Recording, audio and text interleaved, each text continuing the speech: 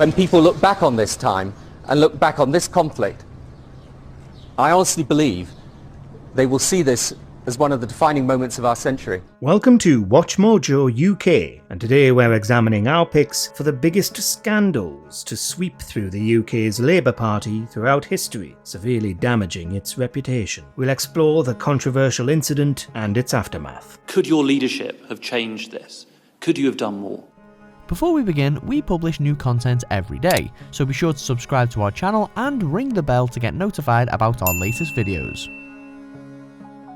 Diane Abbott's controversial statement. As the first black woman to be elected to Parliament, Abbott has been the MP for Hackney North and Stoke Newington since 1987. She's often used her position to speak out against racial injustices. However, in 2023, one of these occasions nearly ended her Labour career. In a letter to The Observer, Abbott stated that Irish, Jewish and traveller people encountered prejudice, not racism, and it wasn't as bad as what was experienced by black people across the world. She later apologised, saying it was only an initial draft. Various Labour high-ups, including leader Sir Keir Starmer, condemned her words as she was suspended from the party. The Chief Whip has suspended the Labour Whip from Diane Abbott. Leading up to the 2024 general election, Abbott's suspension dominated the news as black celebrities offered their support to her. She was eventually allowed to stand for Labour. I think initially I was treated as a non-person.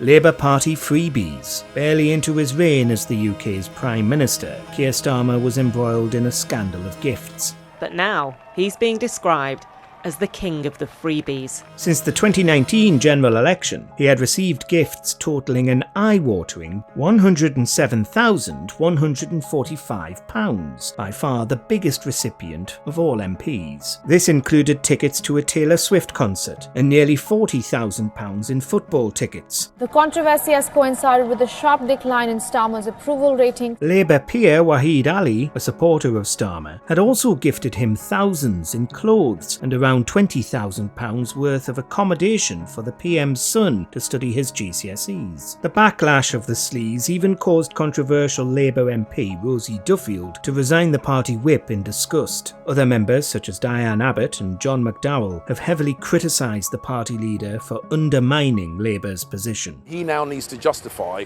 the huge gulf between his words and his actions. The Eccleston donation. In 1997, Tony Blair's New Labour included in their manifesto their desire to ban tobacco advertising and sponsorship in the country. Seeing the governmental change in the air, Formula One boss Bernie Eccleston was concerned. After all, his sport heavily featured ads and sponsorship from the tobacco industry. After meeting with Labour higher-ups, the party changed their stance on the ban and pushed for an exception for Formula One. Soon, it emerged Eccleston had donated £1 million to the party. Could you tell us how much you gave to the Labour Party? I could, but I'm not going to. Criticism forced Labour to reverse their F1 exemption. They announced they would return the hefty donation as Blair apologised for how it was handled. I've said to you I don't think we've handled this well, and we haven't.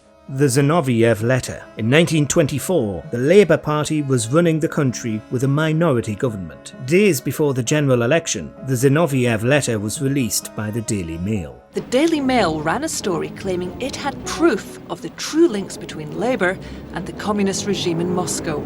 It was seemingly written by the chairman of the Communist International, Grigory Zinoviev, and addressed to the Communist Party of Great Britain. The document spoke about how a Labour win would strengthen the relationship between Britain and the Soviet Union, leading to a radicalisation of the country as a Bolshevik-esque revolution would sweep through. Even more alarmingly, the letter called on British communists to prepare for armed revolution. While Zinoviev denied he'd written the letter, the backlash aided in causing Labour to lose power at the election as the Conservatives took over. Historians now believe the letter was a forgery. Countless theories blame the Secret Intelligence Service, MI5, the Conservative Party and Foreign Office officials for conspiring to bring down Labour. the fake demise. As an MP for Labour since 1957 and having cabinet positions, John Stonehouse appeared to have it all. But in 1974, he was in deep financial trouble and hid it. After being informed the Department of Trade and Industry was going to examine his accounts, Stonehouse suddenly perished. He left his clothes on a Miami, Florida beach and seemingly walked into the ocean. However, a month later, a man who was believed to be the missing Lord Lucan was arrested in Australia. Turned out it was Stonehouse. He'd used fake identifications to escape his issues. In 1976, he was sentenced to 7 years in prison for fraud and was released in 1979. Stonehouse's legacy was further tarnished with allegations he was spying for the then Czechoslovakia. The Lavender List. When a Prime Minister leaves their position, they traditionally release an honours list giving peerages and other such titles to those they believe are worthy. In 1976, Labour's Harold Wilson released his list as he resigned from the position. Known as the Lavender List for the colour of the paper it was written on, it was a controversial document for awarding those who had little to do with the party, as several wealthy business people got illustrious titles. Eric Miller, the chairperson of the Peachy Property Corporation, was handed a knighthood as allegations about fraud were rumoured. He took his own life in 1977 during an investigation. Joseph Kagan was given a peership and was sentenced to prison in 1980 for tax evasion.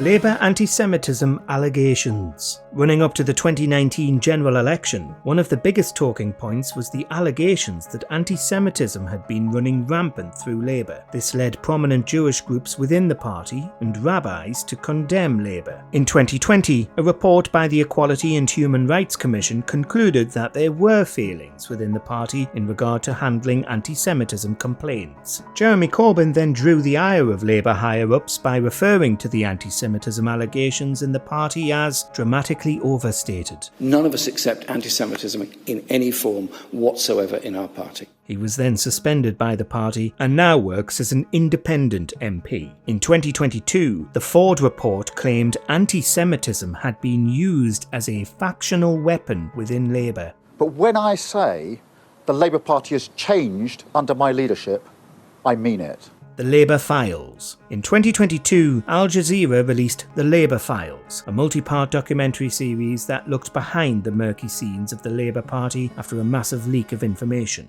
Al Jazeera has obtained the largest leak of documents in British political history. They concluded that some of the allegations of homophobia and anti-Semitism within Labour were created by Corbyn's rivals to undermine him.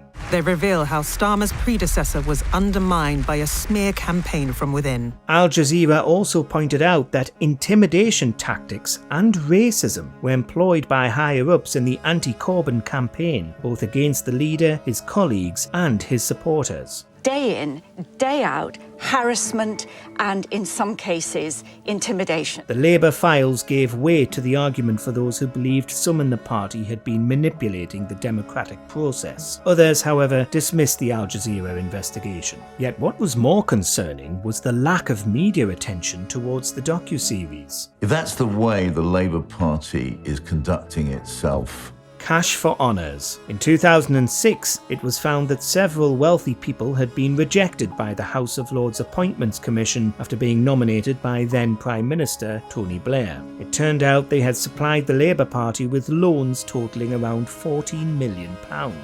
Both men denied any wrongdoing.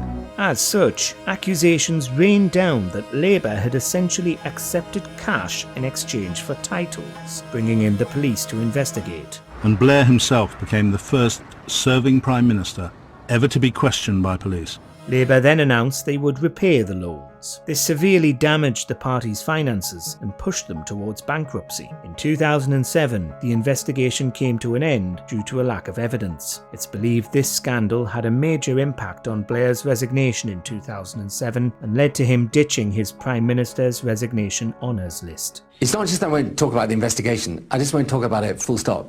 Because anyway, in the weeks to come, it'll finish. The Iraq War. Due to leading the nation into an invasion of Iraq in 2003 and starting a long war that didn't end until 2011, Blair has been classed as a war criminal by some. Many British and US troops lost their lives, as well as over 100,000 Iraqi citizens. Whenever you take military action, It is true that innocent people die as well as guilty ones, but sometimes you have to take that action if it's the only way of dealing with the threat that is there. Backed with the plan of stopping Saddam Hussein's weapons of mass destruction, the country was mostly thrown into turmoil with civil war and no weapons were found. Saddam's infamous WMD had turned out to be a mirage. The damage to Blair's reputation was immense, even causing distrust in UK intelligence services by the public from the association. He was seen as weak for allowing Bush to call the shots. In 2016, Corbyn became the first Labour leader to apologise for the party's responsibility in the Iraq War. So I now apologise sincerely on behalf of my party for the disastrous decision to go to war in Iraq. If Keir Starmer was to resign as Prime Minister due to a scandal, who would you like to replace him? Angela Rayner, Jeremy Corbyn, Andy Burnham, Sadiq Khan, or someone else? Let us know below. I found this report hard to read, and it is a day of shame for the Labour Party.